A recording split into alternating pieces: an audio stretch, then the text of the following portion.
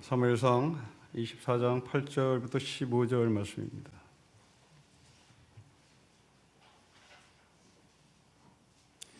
한 절씩 기도합시다. 그의 다윗도 일어나 굴에서 나가 사울의 뒤에서 외치르되 내 주 왕이여 하매 사울이 돌아보는지라 다윗이 땅에 엎드려 절하고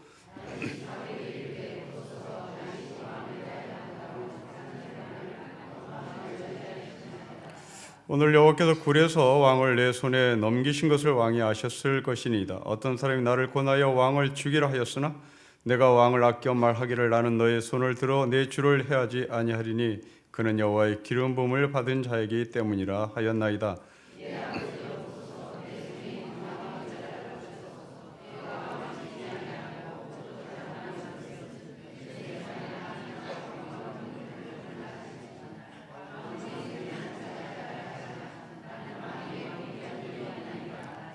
여호와께서는 나의 왕사회를 판단하사 여호와께서 나를 위하여 왕에게 보복하시려니와 내 속으로는 왕을 해하지 않겠나이다.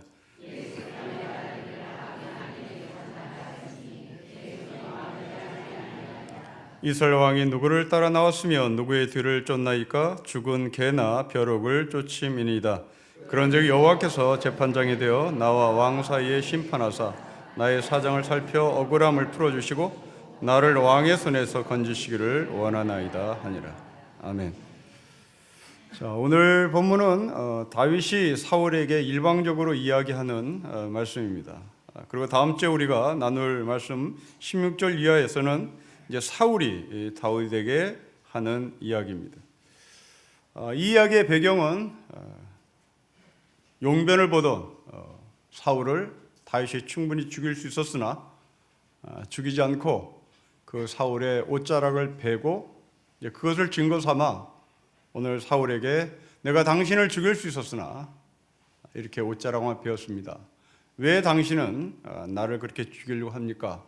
내가 당신을 죽이지 않는 이유는 하나님께서 당신에게 기름을 부으셨기 때문입니다 라는 고백을 하고 사울에게 당신의 목숨을 자기가 살렸다고 말을 하고 있습니다. 여러분, 이 8절부터 15절 말씀을 전체 관찰해 보면 대단히 다윗이 말을 잘합니다. 청산유수로 잘하는데 특별히 11절부터 15절은 이게 다 법정 용어거든요. 지금 다윗은 사울 앞에서 아주 논리적으로 그리고 법정 용어를 써가며 자기의 정당성을 변호하고 그리고 사울이 무슨 잘못을 했는지를 심판자 하나님 앞에서 이야기를 합니다. 우리는 여기서 이제 질문을 해야 할 것이 하나 있는데 다윗이라는 사람이 어떻게 이렇게 말을 잘하나? 그리고 다윗이 어떻게 법정 용어까지 쓸 수 있는 어떤 전문가처럼 보이나? 여러분, 우리가 알다시피 다윗은 목동입니다. 그리고 그 집안의 막내 아들입니다. 여러분, 목동이면서 막내 아들이라면 학교 공부를 충분히 못한 사람입니다. 고대 시대에 막내는 공부할 기회가 큰아들보다 기회가 적지요. 큰아들에게 모든 것을 몰고 그리고 막내는 그 큰아들을 돕기 위하여 나가서 목동 일을 해야 하는 겁니다. 저희 때만 해도 그랬죠. 저희 누이들, 저희 동생들, 그들은 큰아들을 대학 보내기 위하여 고향에서 짐을 싸가지고 구로동으로 왔지요. 평화시장으로 갔지요. 그 평화시장에서 재봉사로 구로동에서 전자업체에 취직을 해서 번 돈을 꼬박꼬박 모아 고향으로 보내 큰아들은 고등학교를 졸업하고 대학교를 갑니다. 자, 이런 면에서 이 다윗은 어떻게 이렇게 전문적인 용어를 써가며 말을 잘하나 하는 겁니다. 여러분, 신약에서도 이런 사람이 있었는데요.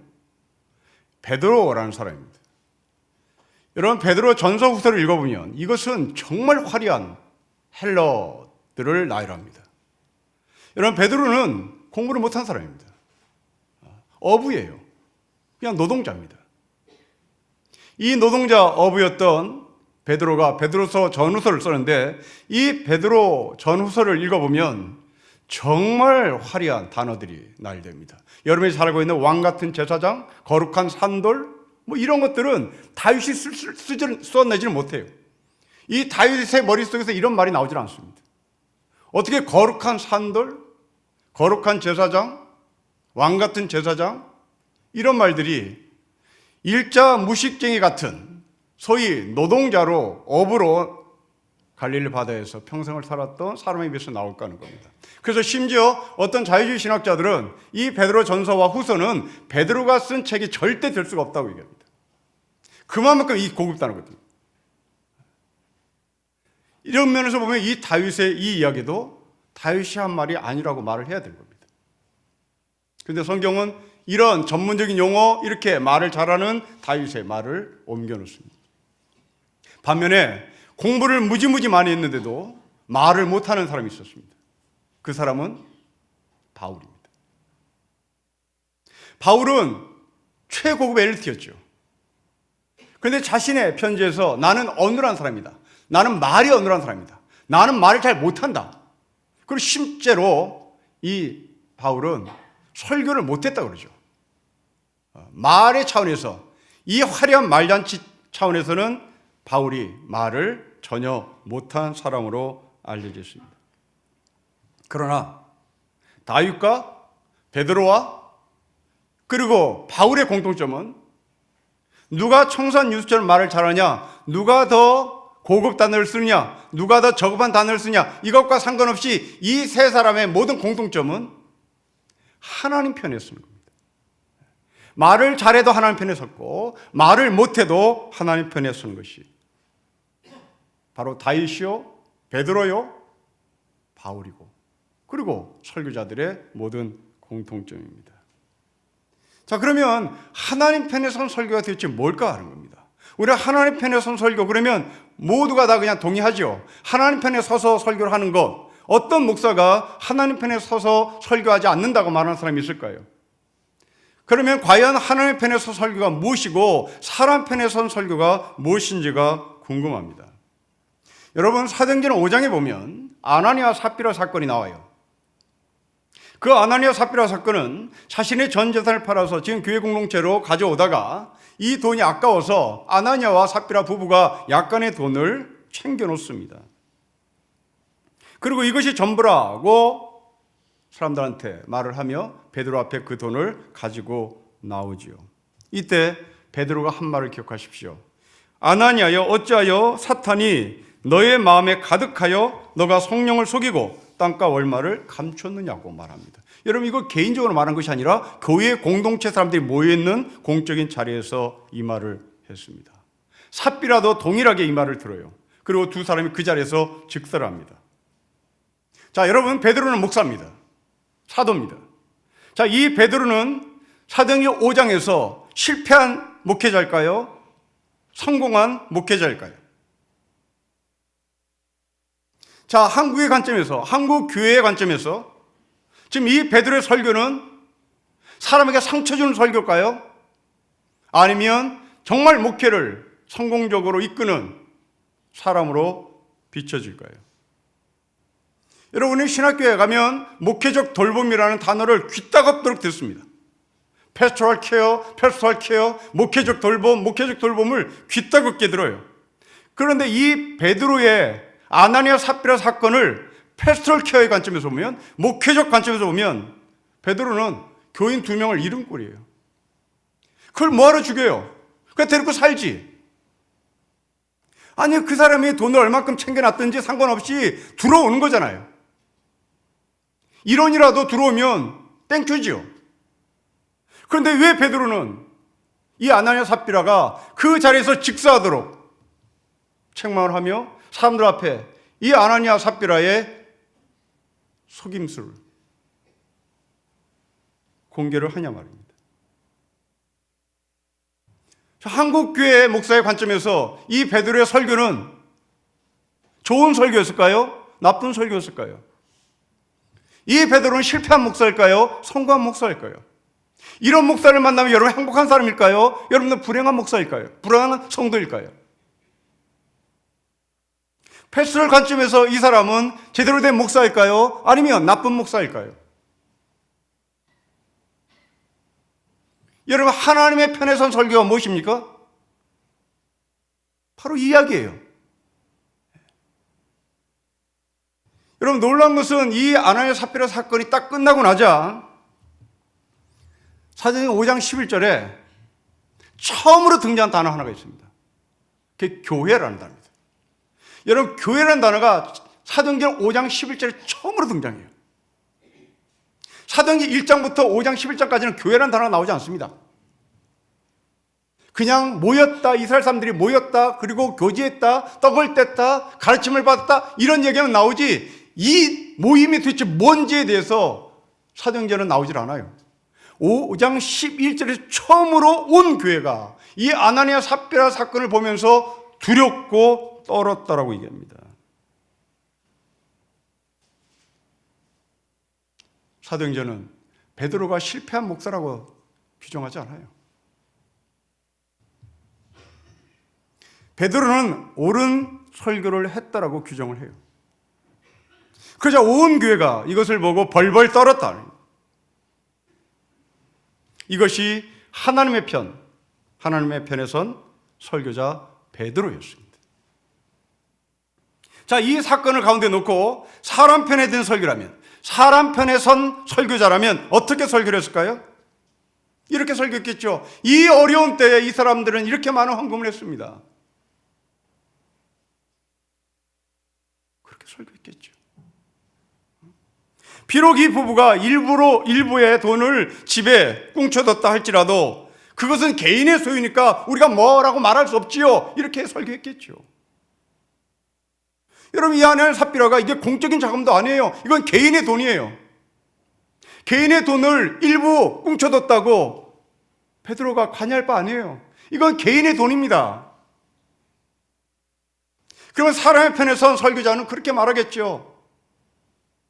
이건 개인의 돈입니다. 우리가 타치할 영역이 아닙니다. 그러면 여러분들을 공부하겠죠. 여러분이 이 사람처럼 그렇게 설교 헌금 많이 했습니까? 라고 외치겠죠. 여러분들은 집을 파는 신년회도 했습니까? 라고 외치겠죠. 그런데 이 사람은 집을 팔았습니다.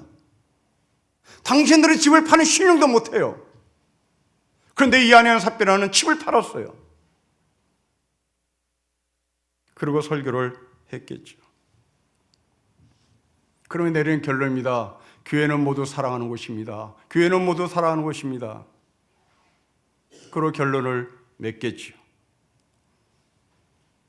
여러분, 이런 목회자가 실패한 목회자일까요? 이런 목회자가 성공한 목회자일까요? 이런 목회자가 하나님 편에 선 설교자일까요? 이런 사람이 사람 편에 선 설교자일까요?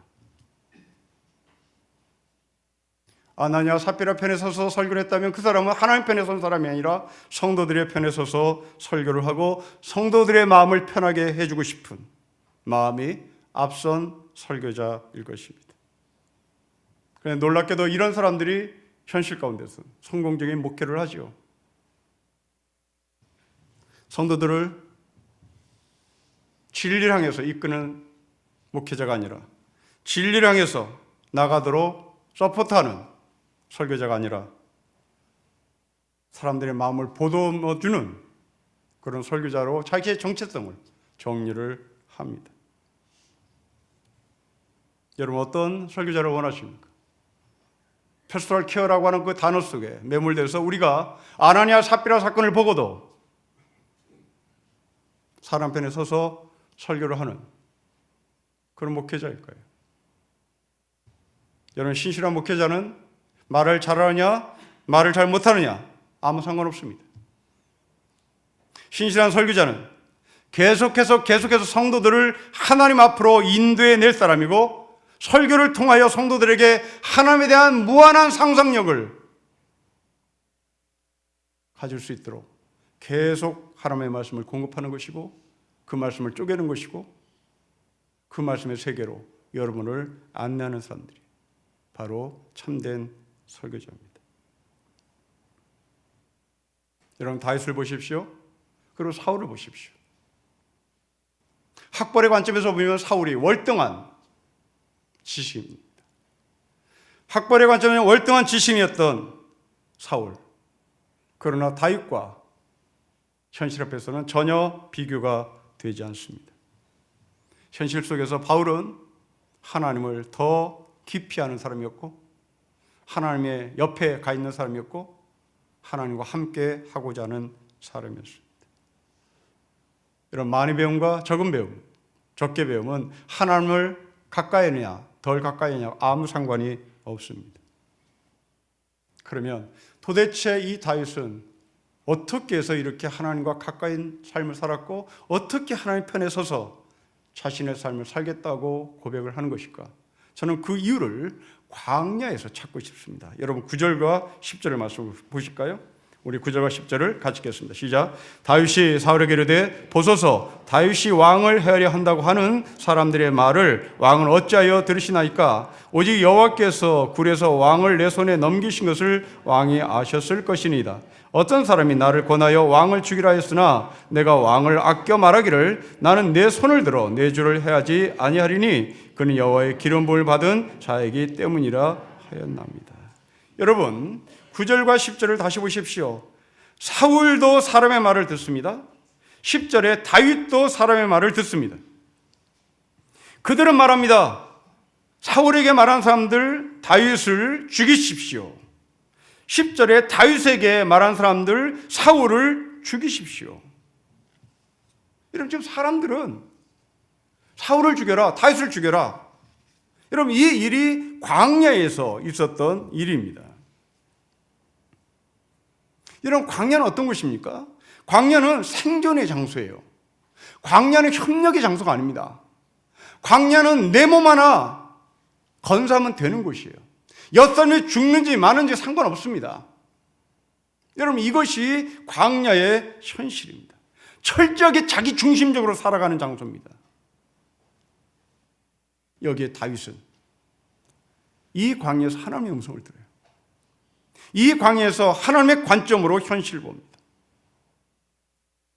이 사람을 죽여야 되는 것이 광야의 현실이에요. 그렇지 않으면 죽으니까요. 그런데 하나님의 음성을 들었던 이 다윗은 그 광야의 현실 속에 자기 중심적으로 현실을 보는 것이 아니라 하나님의 관점에서 이 사람을 죽여야 되는지 말아야 되는지를 점검합니다. 여러분 어떤 사람에게 있어서 광야는 칼을 가는 장소예요. 대부분의 사람들은 광야는 칼 가는 장소입니다. 반면에 다윗과 같은 어떤 사람은 광야는 생명 존중을 배우는 장소이기도 해요. 광야에서 칼을 가는 사람들, 그들은 경쟁자를 죽여야만 된다는 철학을 광야에서 스스로 습득한 사람들입니다. 하지만 하나님의 사람들은 이 광야에서 사람을 죽이는 법을 배우지 않습니다.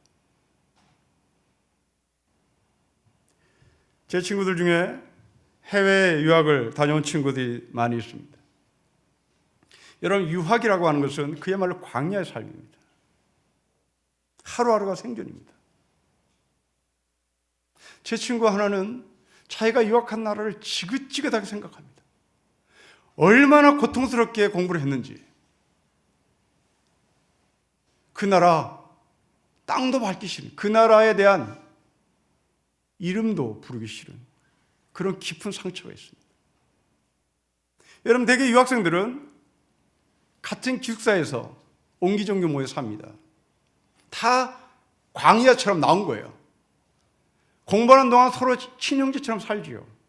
그런데 그 중에 누군가가 학위를 마치고 보따리를 싸고 가는 날은 반드시 그 기숙사에서는 부부싸움이 나는 날입니다.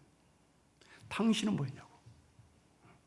저 친구는 지금 가는데 당신은 뭐 했냐고. 이게 관례로 인한 일입니다. 지긋지긋한 거죠. 왜 그럴까요? 이 사람들이 단순히 유학생활이 고통스러운 것이 아니라 이 유학생활에 드는 비용이 피를 말리는 비용인 거죠. 그러면 그들은 공부를 하는 목적이 뭐겠습니까? 학문의 깊이, 학문의 넓이, 학문의 높이를 공부함이 아닙니다. 이건 칼을 가는 거예요. 이제 학위만 따져봐라. 학위만 따서 내가 대학 교수로만 임용돼봐라. 이제 나는 내 모든 것을 다 갚으리 하고 칼 가는 거예요. 여러분, 이게 광야의 삶입니다. 지금 사울은 칼을 갈았어요. 그리고 사람들은 다 이 사울에게 칼을 갈라고 옆에서 독려합니다. 같은 현실에서 다윗의 주변 사람들도 칼 갈라고 독려를 해요. 그런데 사울은 사람들의 말을 듣고 칼을 갈았고, 다윗은 그 칼을 포기했습니다.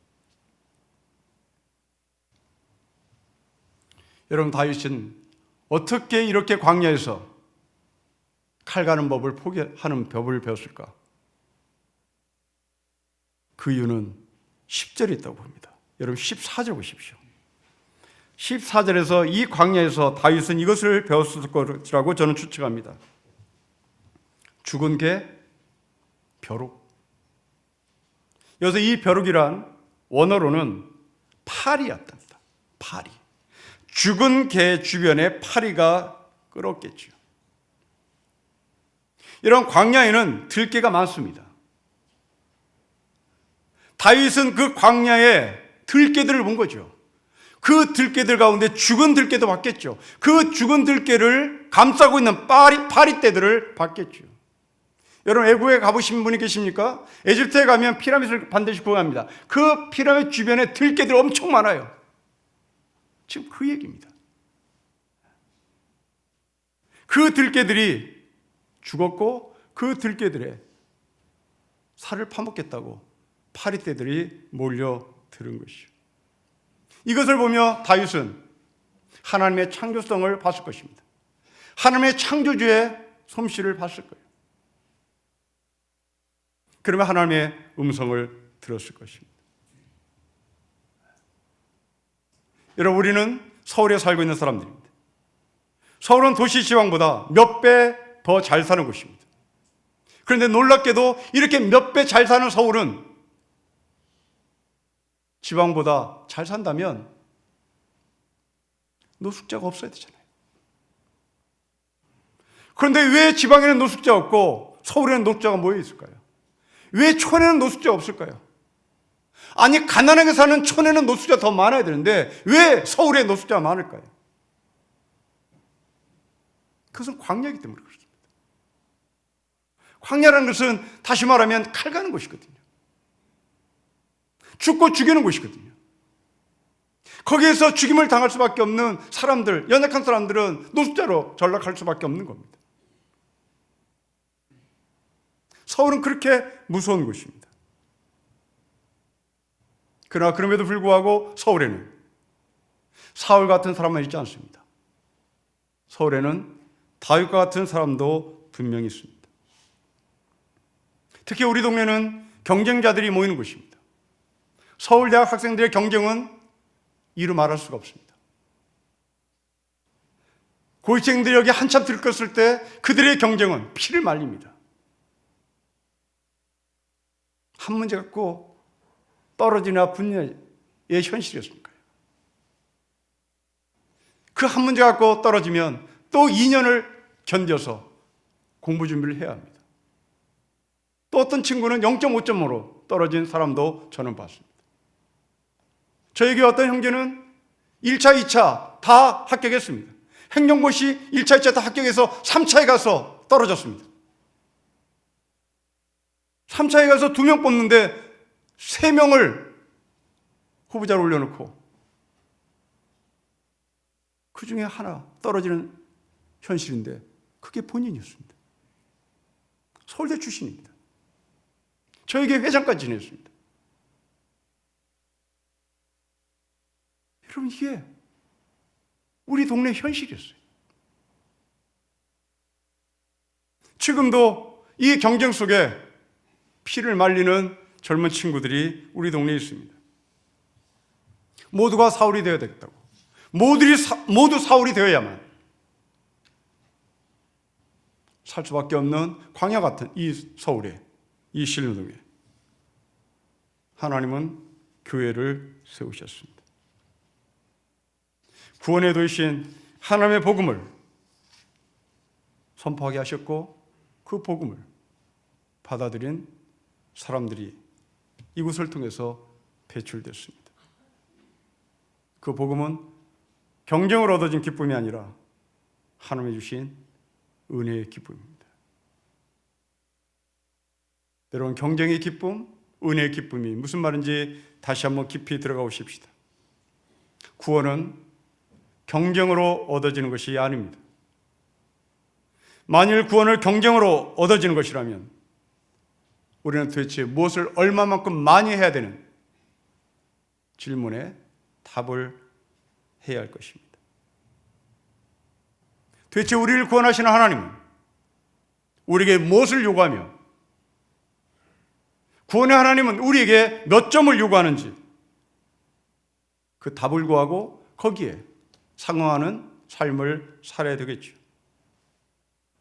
만약 하나님께서 구원의 하나님이 하루에 한 명만 구원시키겠다고 약속하셨다면, 그렇게 결정하셨다면 1등만 구원받겠죠.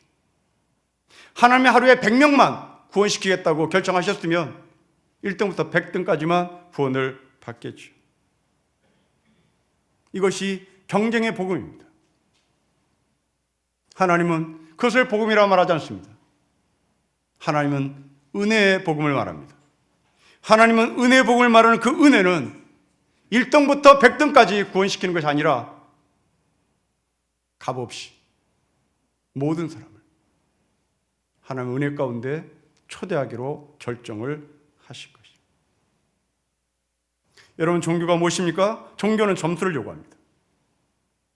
종교는 늘 점수를 요구하죠. 착한 일을 몇 개 했는지를 요구합니다.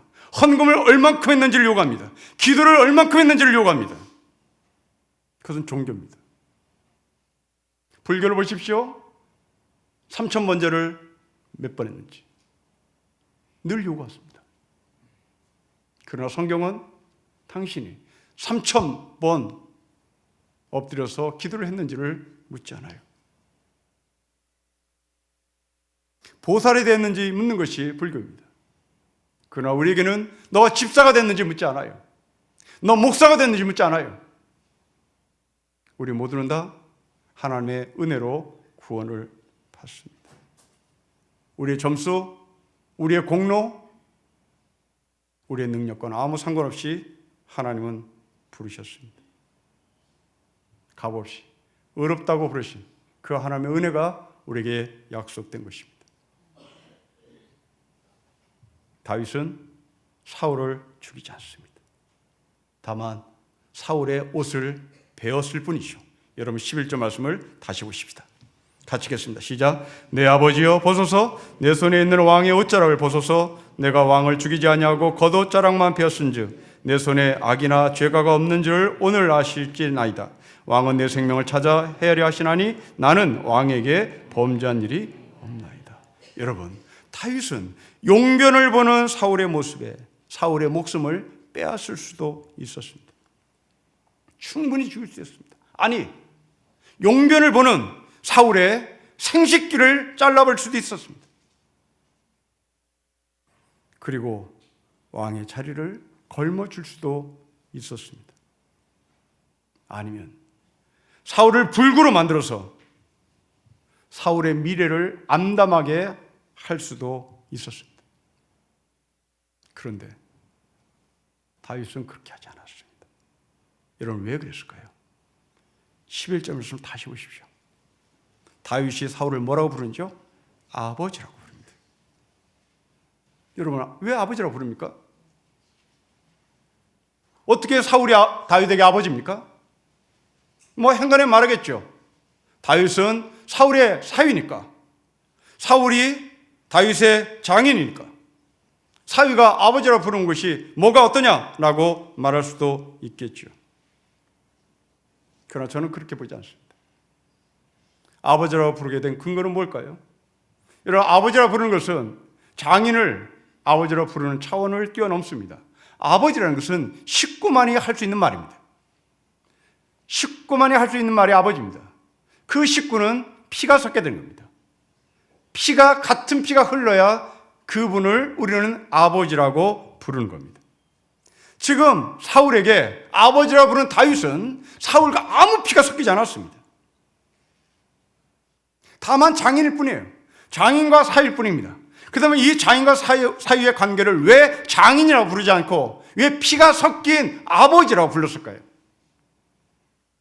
여러분, 이 다윗의 혈통에서 누가 태어납니까? 바로 예수가 태어납니다. 예수께서 우리 주신 피가 사울과 다윗을 엮는 거죠. 다시 말하면 우리가 한 피보다 한 몸 이룬 형제의 자매가 된 것을 여기에서 고백할 수가 있는 겁니다. 이미 구약시대 때부터 우리는 한 피보다 한 몸 이룬 형제의 자매의 고백을 다윗을 통해서 배우게 된 것이고, 지금 우리도 예수를 믿는 저와 여러분이 아버지가 되는 것이고 형제가 되는 것이고 자매가 되는 겁니다. 예수님은 우리에게 그 피를 제공했습니다. 단순한 사위와 장인의 관계가 아니라 영적인 관계가 된 것입니다. 다윗은 이런 의미에서 자기 아버지와 같은 존재, 같은 피가 흐르고 있는, 영적인 같은 피가 흐르고 있는 이 사울을 죽일 수가 없었던 것이죠. 오늘 본문은 우리에게 크게 세 가지를 얘기합니다. 첫째, 여론에 대한 반응을 다윗은 어떻게 하는지, 그리고 사울은 어떻게 이 여론에 대한 반응을 우리에게 보여줬는지를 말씀합니다. 성도 여러분, 여러분들은 교회에서 여론에 민감하십니까? 아니면 하나님을 향한 믿음을 더욱더 우선순위로 삼고 있습니까? 베드로가 아나니아 삽비라 앞에서 설교를 할 때 여론을 의식했다면 베드로는 아나니아 삽비라 앞에서 그런 설교를 못했을 것입니다. 베드로가 그런 설교를 할 수 있었던 것은 바로 하나님의 말씀을 신뢰했고 그 말씀을 따랐기 때문입니다. 여러분, 교회 안에서 여론을 중시 여기십니까? 하나님의 말씀을 중시 여기십니까? 또 하나님의 주권을 누가 인정하느냐? 사울과 다윗의 차이였습니다. 사울은 자신의 권위를 내세우는 사람이었습니다. 다윗은 하나님의 주권을 인정하는 사람이었습니다. 또한 하나님의 공의, 그리고 자기 자신의 공의가 무엇인지가 오늘 보면서 아주 분명하게 차이가 납니다. 사울은 자기의 정적을 죽이는 것이 정의였습니다. 다윗은 하나님의 말씀에 근거하는 것이 정의였습니다. 여러분에게 정의는 무엇입니까? 여러분의 관점에서 정의는 무엇입니까? 여러분이 옳으면 상대방이 틀렸다는 것이 우리의 정의죠. 그러나 하나님께서 우리에게 말씀하신 정의는 하나님의 관점에서 사람을 보는 것입니다. 다윗이 생각하는 하나님의 공의, 그것은 죽은 개나 마찬가지였던 사울을 죽이지 않습니다. 이런 영성은 학교에서 나오지 않습니다. 이런 영성은 교육에서 나오지 않습니다. 이런 영성은 광야에서 나옵니다. 여러분이 광야 같은 세상을 살아가고 있을 때 과연 여러분들은 사울의 영성을 들고 있는 사람인지 다윗의 영성을 들고 있는 사람인지를 스스로 물어보시기를 바랍니다. 사람을 죽이지 말고 사람을 살려야 되는 입장을 하나님의 관점에서 다시 한번 보십시다. 공의와 하나님의 주권을 배울 수 있는 것은 바로 광야 같은 이 세상에서 배운다는 사실을 기억하시고, 여러분이 비록 광야 같은 삶을 산다 할지라도 그것은 여러분의 삶이 망가진 것이 아니라 하나님께서 여러분을 더 깊은 영적인 세계로 인도하시기 위한 하나님의 계획이요 하나님의 주권인 것을 고백하는 우리 모두가 되시기를 주의 이름으로 축복합니다. 기도하겠습니다. 하나님 아버지, 우리가 늘 살아가며 사람의 눈치를 봅니다. 하나님의 눈치보다 사람 눈치를 보는 것이 어느새 몸에 배어버리고 말았습니다. 그래서 우리는 베드로처럼 그리고 다윗처럼 당당하게 하나님 앞에 서서 말씀을 선포하는 것이 두렵습니다. 다시 한번 우리의 자리를 찾게 해주셔서 감사하고, 사람이 내린 정의가 아니라 하나님이 원하시는 그 정의의 자리에서 세상을 보게 하시고 죽어가는 자들 살리게 하시고 결코 죽어가는 자를 무시하지 않도록 생명 존중을 우리에게 충만히 보이셔서 우리가 그것을 실천하며 살아가는 모두가 되게 해주십시오. 예수님의 이름으로 기도합니다. 아멘.